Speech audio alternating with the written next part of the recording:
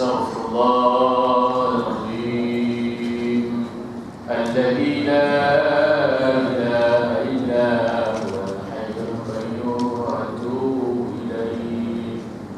Astaghfirullahaladzim Alladzi la ilaha illa huwal hayyul qayyum wa atubu ilaih. Astaghfirullahaladzim Alladzi la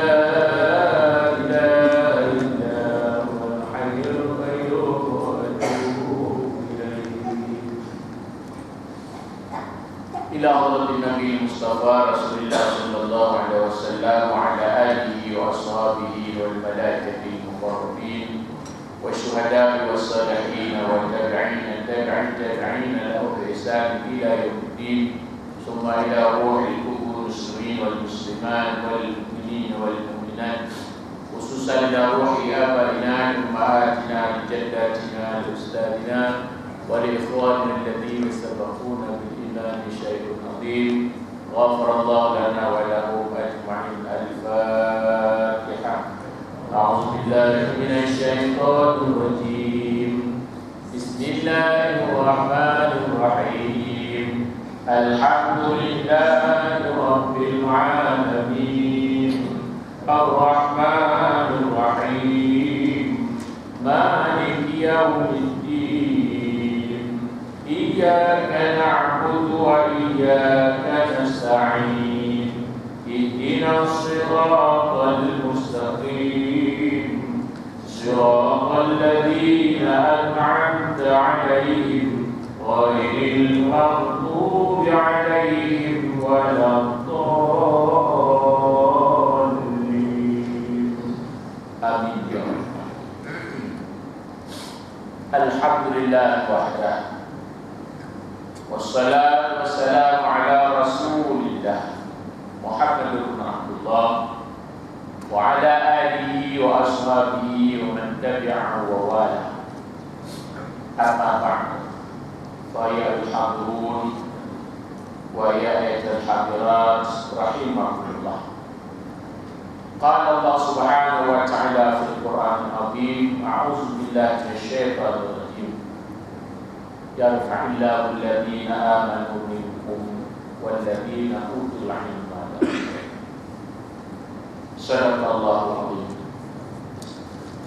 Bersyukur sama-sama kita memanjatkan kehadirat Rabbi Allah Subhanahu wa taala yang masih mengizinkan kita dapat bersama-sama lagi dalam rumahnya ini sebagai tetamu setelah 2 bulan. Pada lepas saya masih lagi di Aceh, saya nanggung dengan banjir juga. Alhamdulillah kita bersama-sama pada malam ini sebagai tetamu Allah dalam rumahnya.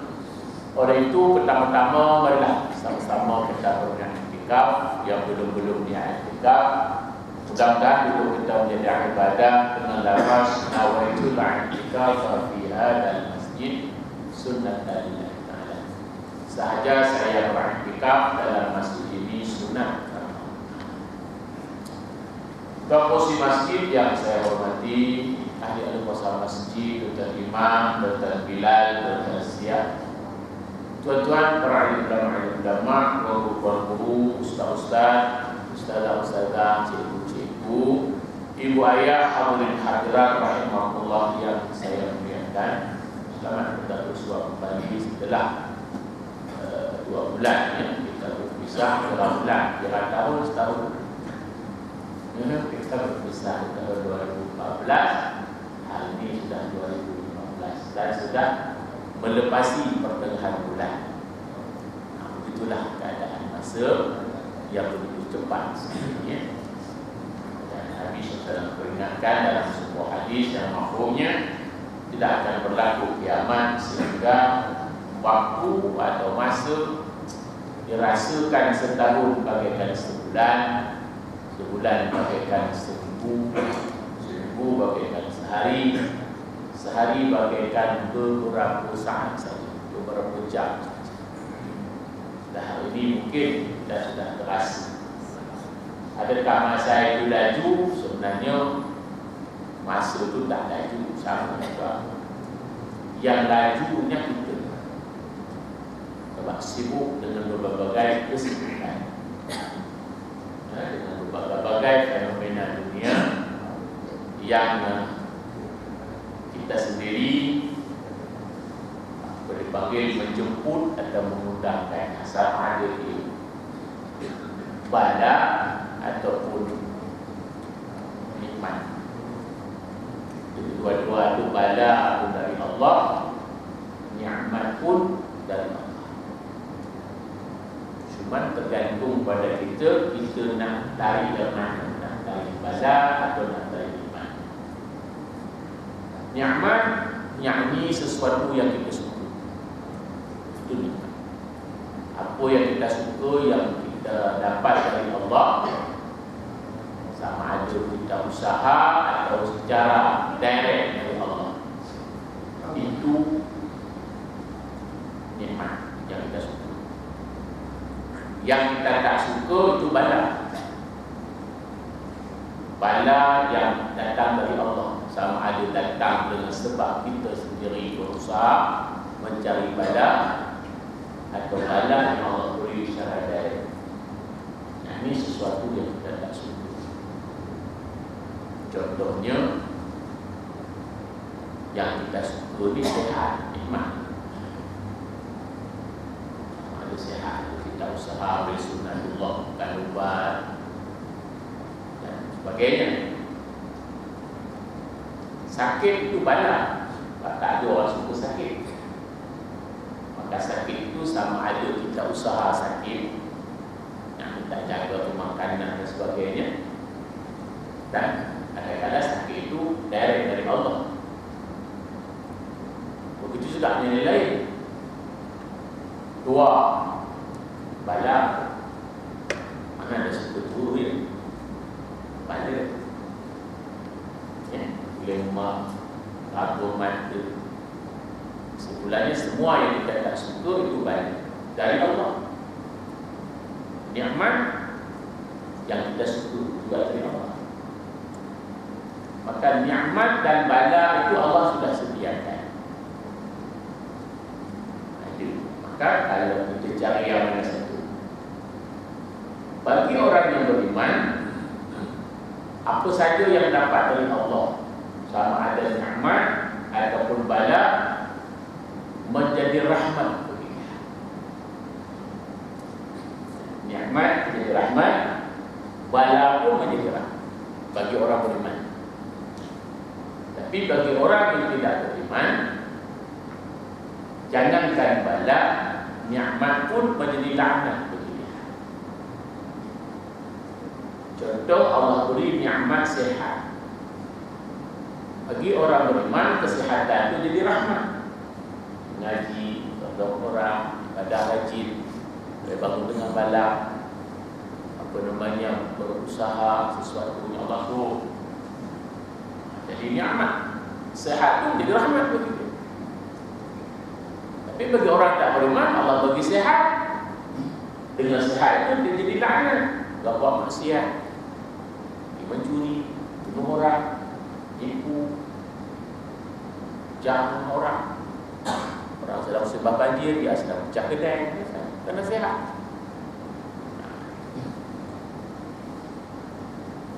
Jadi bagi orang beriman, apabila dapat nikmat dari Allah, Nabi sebut syakar, dia bersyukur. Apa-apa Nah, syukur dia menggunakan nikmat tadi, contohnya sehat, ada jalan. Dan kalau dapat bala, sabar, dia sabar. Bagi orang beriman sabar. Apa ada bagi dia? Mana sabar menyelesaikan masalah dengan penuh bijaksana. Kok tak sabar tu diam, tak kena banjir, sabar, mengungsilah. Sakit obat. Ini betul orang beriman. Maka bala dan nikmat dari Allah atas dasar rahmat Allah. Bala pun merupakan rahmat,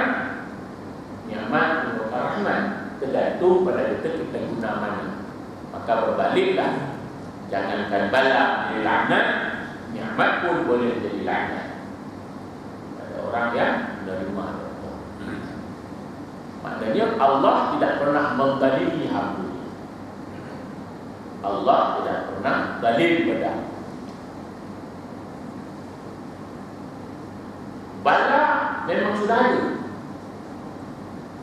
nikmat itu sudah ada. Maka Allah bagi tahu kepada kita, jangan jolok bala. Syarat bala itu kita sebutkan sarang tebuan belakang rumah. Nama tebuan, kita kenal tebuan. Tebuan itu Allah buat, dia ada bisa. Maka jangan jolok sarang tebuan. Dia tak pernah jangan kita. Kalau dia terbang lah. Tapi kalau kita jolok dia, salah. Bala itu juga air bah ke, beliau ke, tsunami ke, gempa bumi ke, dan lain-lain sebagainya. Masuklah pada kita tua, ke sakit, yang kita tak, semua itu sudah ada. Maka Allah kata jangan jolok bala. Maka apabila kita jolok bala, turun bala dengan sebab kita jolok, itu yang Allah marah. Bukan marah Allah menurunkan bala, marah Allah sebab kita yang jolok bala. Kenapa? Sama seperti kita kata ke anak cucu jangan panjat ke meja aku jatuh ke. Dia panjat tak? Boom jatuh. Kan kita bawa, kan datuk kata jangan panjat meja. Abah kata jangan panjat, kan dah jatuh. Memang degil pula. Tapi walaupun marah, kita ambil juga dia, kita hantar hospital kalau patah, beli ubat. Begitulah Allah. Allah bagi Al-Quran sebagai bacaan, turunkan nabi-nabi para penerimaan supaya kenal mana bala-bala. Dia akan datang, banjir akan datang, tapi jangan datang sebab jolok. Maka Allah itu jangan jolok bala. Apabila kita jolok bala, Allah marah. Marah sebab jolok. Seolah-olah makanya kan dah bukan jangan jolok bala. Ini kan sudah kena bala. Tapi walaupun kena bala, Allah sayang jolok. Kena bala mungkin Allah ampun dosa. Yang mati dalam bala mungkin dapat syahid. Yang hidup boleh dapat bantuan, kesabaran. Yang tak kena bala dapat bala, dapat pahala untuk membantu mereka, untuk mendoakan kepada mereka. Itu bagi orang yang beriman. Itu sebab Allah sebut jangan jolok bala. Kenapa kita jolok bala? Macam tadi jolok sarang tebuan dengan buluh, dengan galak. Maka jangan berjolok bala. Kenapa jolok bala? Dengan maksiat kita. Itu galak-galak jolok bala kita. Berpecah belah kita. Itu galak-galak jolok bala. Abaikan salat. Itu jolok bala. Dedah aurat jolok bala namanya. Belum lagi hiburan cukup melampau hari ini. Sebut peluk kepok nak sebut malu nak sebut apa? Jolok bala namanya. Masjid cantik-cantik, jamaah kosong, jolok bala. Maka coba kita renungkan selama ini, adakah kita termasuk tukang jolok bala atau keluarga kita, anak-anak kita? Jumpa insya-Allah. Supaya bala yang turun jadi rahmat, jangan jadi laknat. Bala memang turun. Macam sakit, macam tua, sembahyang macam mana bertua juga. Ibadat macam mana mati juga. Tapi bala yang turun bukan kita jolok, itu tidak akan membawa kepada kebinasaan iman. Insya-Allah kita berdoa. Insya-Allah dah bala kita tengok tahun 2014 negara kita termasuk negara yang Allah uji dengan bala-bala atas mungkin kesilapan kita seorang dua karena jodoh. Tapi tidak berapa bandingkan bala di Syria, bandingkan bala di Palestin, di Iraq, di Mesir. Mesir kan cukup teruk pergi bala. Bala kita awal tahun 2014 panas green mentah. Itu terus bala hilang kapal terbang sampai sekarang tak tahu di mana riba. Tembak di kapal terbang, jatuh kapal terbang. Terakhir di Asia, bukan sini. Itu yang kita nampak. Bala jatuh kapal terbang, bala hilang kapal terbang. Tapi sebenarnya ada bala yang cukup besar di negara kita yang kita tak merasa. Apa dia? Bala hilangnya marwah anak-anak remaja. Bala hilangnya perpaduan. Balanya tercabut kasih sayang dan tak. Ini bala yang sebenarnya cukup besar. Bala hilang keimanan, hilang malu.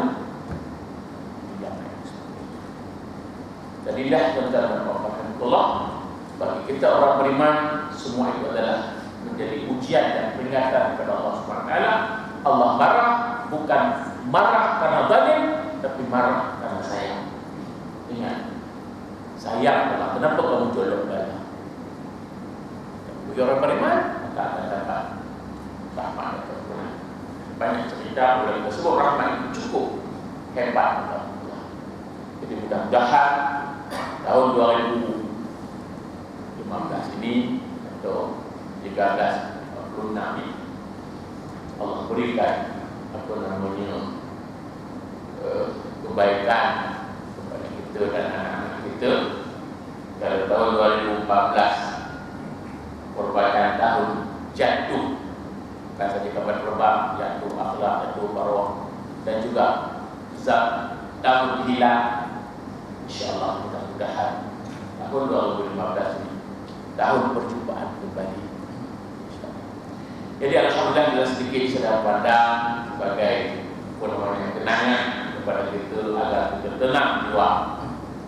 Ada orang beriman dapat nikmat menjadi rahmat baginya dan ada bersyukur, dapat bala menjadi rahmat baginya dan ada bersabar. Kita lihat sambungan kita itu 2 bulan kita sudah tinggalkan muka surat 17. Cerita saya 17 kali pada bawah. 17 dari 17 dari bawah. Di situ ada dan persalahan ulama. Hadis 17 dari pada bawah muka surat 17. Tengah-tengah bari 17 itu hampir habis sebelah kiri dan persalahan ulama. Saya baca secara bebas dulu bersama sehingga kita habis mana yang tempat kita berhenti, nanti baru kita urai dan kita berbincangkan apa-apa ada soalan, kemusykilan, kemukakan sama-sama kita uraikan kalau setakat mana mampu. Kita tak mampu, kita tak boleh balun cari ulama-ulama yang besar dan tabah yang kita semak dulu, tuan-tuan ikut perlahan-lahan dengan hati atau dengan mulut ikutan bacaan saya. Bismillahirrahmanirrahim. Dan bersalahan ulama pada akar mereka itu. Maka kata qil 4 orang dan kata qil 6 orang. 3 bagi ahli iman dan 3 bagi ahli al-kufar. Telah menyebutkan dia oleh Jamal di dalam hasyiahnya atas tafsir. Telah berkata oleh Sayuti dalam Syifa' Al-Sudur. Telah mengeluar oleh Ibnu Abi Ad-Dunya daripada Ibrahim An-Nakhai. Telah berkata ini, telah sampailah akan kami bahawasanya orang mukmin itu dihadap akan dia pada ketika hendak matinya dengan bau-bauan daripada bauan-bauan syurga. maka diambil akan ruhnya, maka dijadikan ruhnya dalam kain sutera syurga. Kemudian dipercik akan dia dengan demikian bau-bauan itu, dan dibungkus akan dia di dalam rehat. Kemudian dinaikkan dia oleh malaikat rahmat ke langit. Dan tersebut di dalam hadis pula bahawasanya turun malaikat atas mayat itu oleh 4 orang daripada malaikat.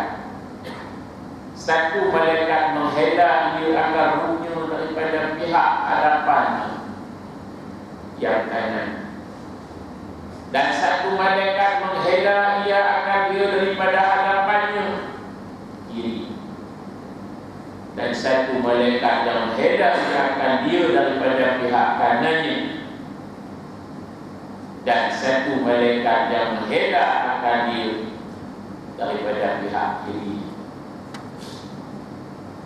Telah menyebut akan dia oleh Imam Al-Ghazali, berkata dia, dan terkadang keberatan lidah mayat itu bermula mereka menghela oleh mereka itu agar ruhnya daripada segala tepi rusuk, anak jari, tepi ruas anak jari, dan segala hujung jari, dan nafas serta demikian itu terhela dia akan sebagai hela air daripada bejana. Jika ada dia berbahagia dalam berkata ia, nyanyi Ghazali, bermula mayat itu menyangka ia bahawa perutnya itu telah punahlah ia akan duri,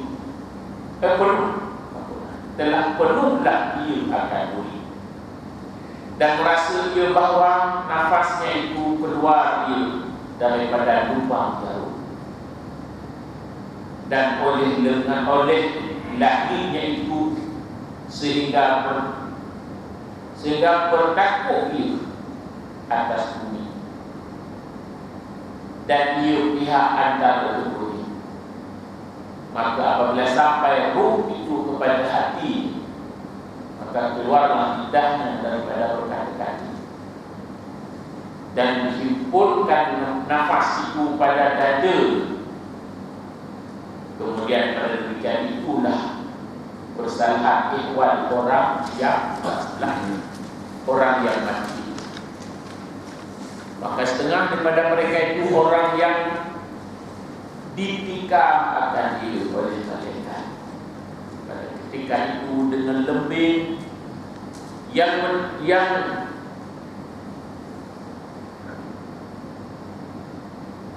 masmumah, sesungguhnya ditiruskan akan dia akan racun daripada neraka, yang jadilah ruh itu atas rupa manusia, kemudian mengambil akan dia oleh malaikat Zabarian. Dan inilah ikhwan orang yang celaka dengan dan inilah ikhwan orang celaka dengan bersalahan orang yang ahli sa'adah.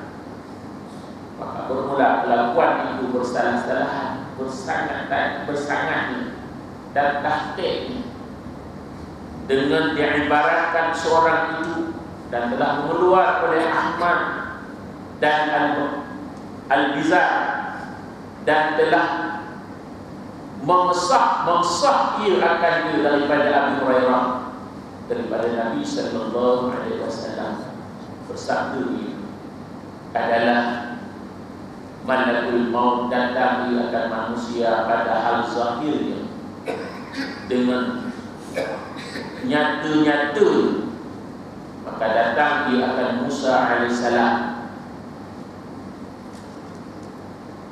maka ditampar oleh Nabi Musa akan dia, maka jadi buta sebelah mata. Maka mengadu ia akan Tuhannya, maka berkata ia, ya Tuhanku, bermula hamba engkau Musa itu membuta ia akan mata. Dan jika tiada kemuliaannya atas engkau, niscaya aku pecah atasnya. Firman Allah Ta'ala baginya, pergi olehmu kepada hambaku Musa. Maka kata olehmu baginya, maka hendaklah dia hantarkan tangannya atas kulit lembu. Maka baginya dengan tiap-tiap satu bulu yang meliputi tangannya itu setahun umurnya. Maka datang akan dia. Maka berkata Musa itu baginya, apalah kemudian daripada ini? Maka jawab malakul maut, yaitu kemudian daripada itu mati jua. Berkata Nabi Musa, maka sekarang baik mati. Allah Allah. Kita masih lagi musannif nak gambarkan kepada kita hal ihwal keadaan malakul maut apabila datang ke semua. Saya peringat lagi diri saya dan kita semua, ini adalah satu gambaran para ulama-ulama berdasarkan pahaman idrak mereka dengan Al-Quran dan hadis. Jadi bukan satu kepastian dan ketetapan. Yang pasti adalah hakikatnya Allah Subhanahu wa Ta'ala itu. Jadi ulama nak bagi gambaran kepada kita dalam tasawuf ini supaya kita sedar dan ada tempat kita berpegang dan ujung. Satu gambaran pun sudah begitu teruk dalam pemikiran kalau mahu kita gunakan mata hati. Maka Allah sendiri sebut dalam Quran banyak, fa'tabiru ya ulil albab. Ambillah iktibar wahai orang yang mempunyai mata hati. Jadi jangan kita cepat nafikan. Biasanya kita nafikan karena kita tak dapat satu gambaran. Kalau dulu orang tua-tua kata akhir zaman ada panggung wayang masuk dalam rumah, kan dulu kita tak ada gambaran macam mana panggung wayang boleh masuk dalam rumah. Sebab masa itu gambaran yang kepada kita bukan TV, tapi panggung wayang yang ada sekarang. Yang tak ada sekarang dah masuk ke rumah habis. Walau ada panggung wayang itu habis dah tak ada. Jadi masa itu yang kita nampak panggung wayang yang besar daripada rumah. Macam mana panggung wayang boleh masuk dalam rumah? Sebab kita tak baca habis kata-kata ulama nak digambarkan yang ini panggung wayang mungkin dikecilkan menjadi hanya satu getul benda elektronik yang TV. Masa itu mungkin yang bagi orang yang tak ada ulul albab, jadi ada mempunyai mata hati dan fikiran yang cerdas, maka kita gambarkan ngarut orang tua. Mana panggung wayang masuk dalam rumah? Tapi hari ini bukan lagi panggung wayang masuk rumah, panggung wayang masuk poket. Tengok hari ini maklumat ujung jari dalam poket. Dulu kita berbual sama-sama tanya kawan dari mana pakcik, mana makcik, pergi ke mana? Nak kaki lambat boleh bukan kenalan. Hari ini masing-masing coket. Sana pun coket. Mungkin suami isteri sedang tidur pun suami isteri pun coket. Suami pun coket. Bukan coket isteri, coket suami, coket. Tak ada lagi. Oh, itu tak ada lah. Pakai coket. Masing-masing kan. Silap-silap sedang dengar khutbah coket. Imam sedang khutbah coket. Kalau di Mekah banyak tak? Di Mekah banyak. Sedang duduk dalam masjid bukan baca Quran. SMS kampung, WhatsApp anak macam mana? Apa ni? Tak tambah.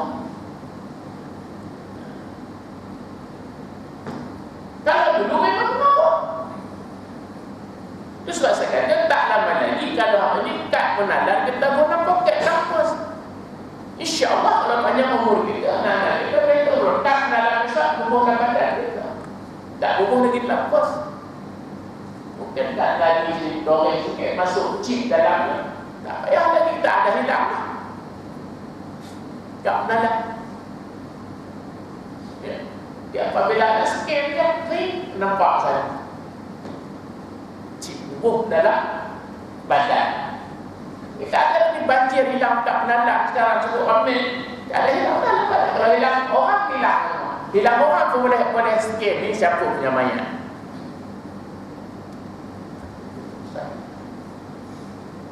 Jadi begitulah gambaran dalam Al-Quran. Ulama-ulama mengkaji tentang hal ehwal yang gaib. Itu mereka sebut Kismul Ghaibin, Ghaibiyah, yang gaib. Yang gaib ada, tapi tidak nyata, tak boleh dikesan. Maka dikesan di Al-Quran, dikesan di hadis. Maka ulama ini buat satu gambaran supaya kita dapat satu pegangan yang bukan kepastian tapi gambaran. Boleh jadi begitu, boleh jadi bukan begitu. Tapi biasanya kita tengok gambar plan rumah taman, kalau boleh siap taman, hampir-hampir memang kayak kampung tu. Begitu. Kenapa saya sebut begitu? Sebab ulama-ulama yang tulis ini yang memikirkan benda ini siang malam, minta ilham pada Allah.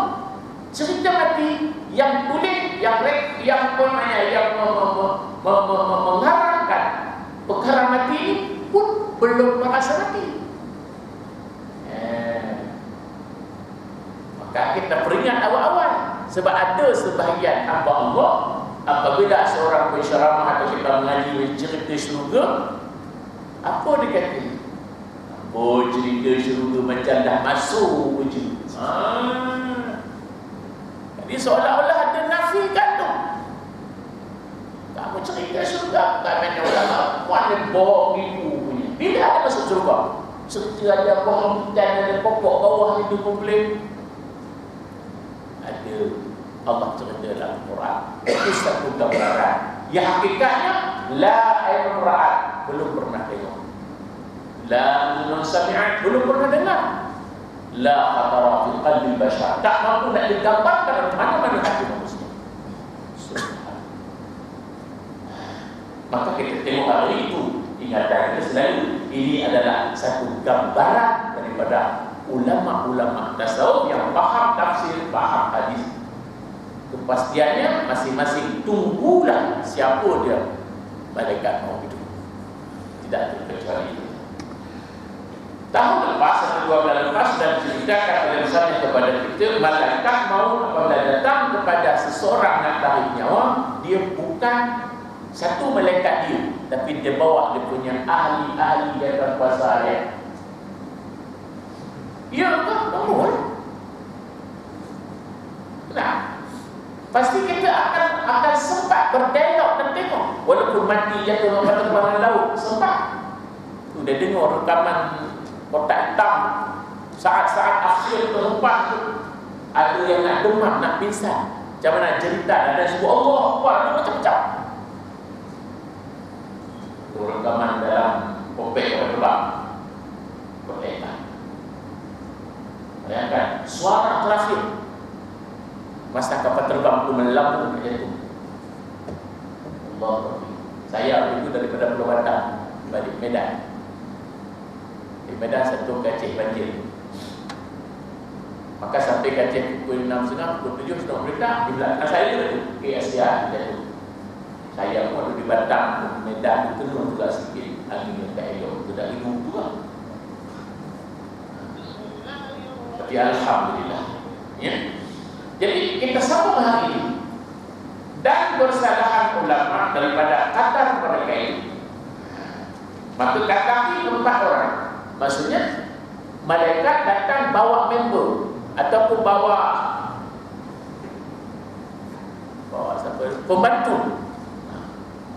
Maka ada ulama berkata 4 malaikat. Kalau sini sebut 4 orang, bukan orang malaikat, 4 malaikat. Ada kategori, satu gambaran. Jadi kalau kita nak bertikai kayak gitu, kata 4 orang, 4 malaikat. Sebab jangan pertikaikan bahasa, jangan pertikaikan ungkapan. Sebab matlamatnya apa? Anak-anak remaja Islam kita pergi naik atas pentas, berpeluk dengan ahli K-pop tu, siup dan sebagainya. Jangan pula pertikaikan benda lain. Sebab apa? Sebab yang salah itu salah. Sedangkan sesedang tangani apa salah? Jangan bandingkan dosa dengan dosa untuk menutup dosa. Ini hal ini orang pelajaran. Kamu tak pernah sembahyang maghrib? Itu tahu tak? Aku maghrib dia tak sembahyang. Kawan aku dengan Zohor Asar aku. Dia nak tutupkan dosa dia dengan dibandingkan dengan dosa dia. Kamu tak tutup orang. Tutup orang pergi peluk lelaki pada janda apa? Ini akhir dalam fitnah susah. Maka jangan pertikaikan cara bahasa, cara jalan tulisan. Coba tengok matlamat dia tu, dosa. Jangan pertahankan yang dosa. Tak kira siapa. Wajar tetap wajar ke dosa tetap dosa. Cuma ada dosa yang berat, ada dosa yang ringan. Ada dosa yang besar, ada dosa yang kecil. Ada dosa yang terpaksa sehingga tak jadi dosa. Yang kita dah nak makan babi tak lain dosa, tapi tak dosa dah antara orang. Tapi dia ada kaedah dia. Jangan pula sampai ada orang kata kita, tuan, tak berhenti rokok lagi. Ustaz, ni rokok bagi saya jadi wajib. Wajib kalau dah haram. Apa pasal? Kalau saya tak merokok Ustaz, nak baca jadi imam surah pun tak nak lupa. Ya Allah. Nah, itu tak boleh begitu. Kalau begitu apa kata orang yang kaki Arab masuk Islam? Dia tak boleh tinggal Arab. Boleh tak bagi dia teruskan Arab walaupun dia sudah Islam? Tak payah tinggal Arab. Kalau begitu tidak ada istilah nahi munkar. Jadi jangan buat darurat tu. Jadi balik ke sini maksud kata ulama tempat mereka, orang tu mereka itu, dan kata benar mereka, 6 orang, 6 mereka, 3 bagi ahli iman dan 3 bagi ahli kufar. Ini gambaran. Ya. Yang kepastian tunggulah, tak terkecuali. Masa itu tengok-tengok bukan 30 malaikat. Macam mana? Terima lah. Atau masa itu tak ada malaikat, satu je malaikat Israel. Terima lah. Yang Musalim nak sebut malaikat Israel datang bukan dia semalaikat, ada. Kenapa? Ini disebut.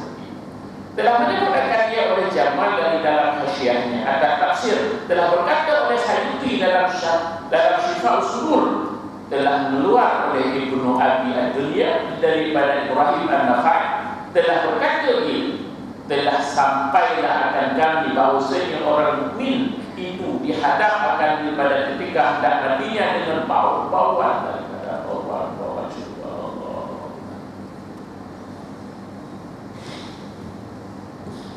Maka diambil akar ruhnya, maka dijadikan ruhnya dalam kain sutra surut, kemudian dipercikkan dia dengan demikian bau-bau itu. Di situ dulu kita dengan adat berkata, coba kita renung, kita gambarkan begitu mulianya